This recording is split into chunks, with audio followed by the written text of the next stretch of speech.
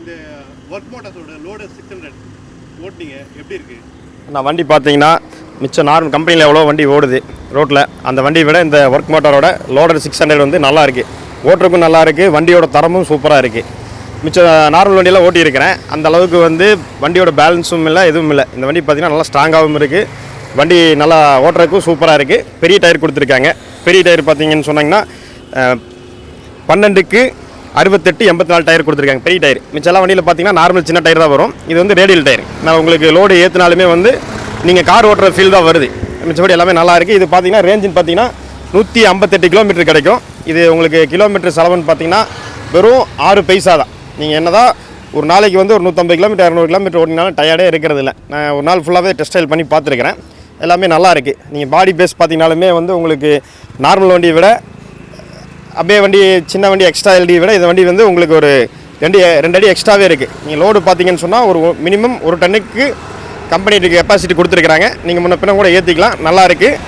அது போக பார்த்தீங்கன்னா சார்ஜிங் வந்து உங்களுக்கு 2 மணி நேரம் 2.5 மணி நேரத்தில் வந்து உங்களுக்கு ஃபுல்லாகிடுது. உங்களுக்கு லோடு பேஸ் பார்த்தீங்கன்னா சூப்பராக இருக்குது உங்களுக்கு வண்டியில் ஏற்றுறதுக்கெல்லாம்.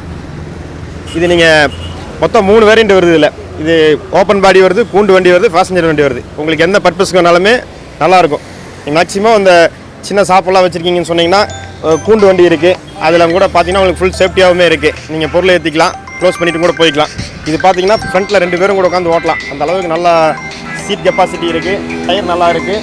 உங்களுக்கு வண்டி ஓட்டுறதுக்கெல்லாம் பார்த்தீங்கன்னா ரொம்ப பெர்ஃபார்மன்ஸாக இருக்குது. கிளாஸ் ஆல்ட்டையும் சரி, ஃப்ரண்ட்டு பார்த்தீங்கன்னா லுக்கெல்லாம் பார்த்தீங்கன்னா நல்லா செம்மையாக இருக்கும். நார்மல் வண்டி விட பார்த்தீங்கன்னு சொன்னால் உங்களுக்கு கொஞ்சம் ஸ்டைலிஷாகவே இருக்கும்.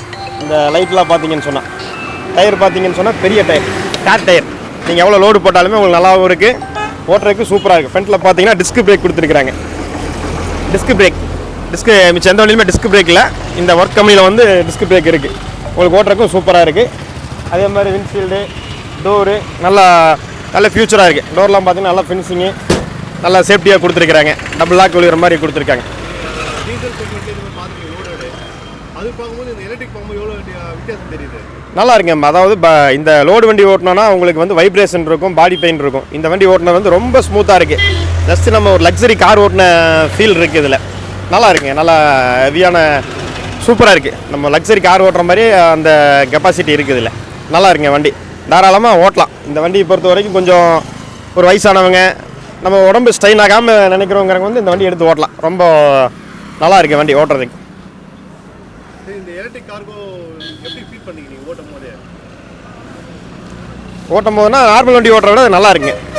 ரொம்ப கொஞ்சம் சொகுசாக இருக்குது வண்டி. மிச்ச வண்டியெல்லாம் வந்தாங்கன்னா கொஞ்சம் குனிஞ்ச மாதிரி நிமிந்த மாதிரி எல்லாம் உட்காரணும். இது வந்து கொஞ்சம் கம்ஃபர்டபுளாக இருக்குது, ஃப்ரீயாக இருக்குது. நார்மலாக சும்மா ஜஸ்ட் ஒரு 2 வீலர் ஓட்டுற ஃபீல் மாதிரி நம்ம ஓட்டிகிட்டு போய்க்கலாம். சந்து பந்துக்கலாம் சலுன்னு பூந்து வெளியே வந்துக்கலாம். நல்லா இருக்குது. ரொம்ப நன்றிண்ணா. ஓகேண்ணா, தேங்க்யூ.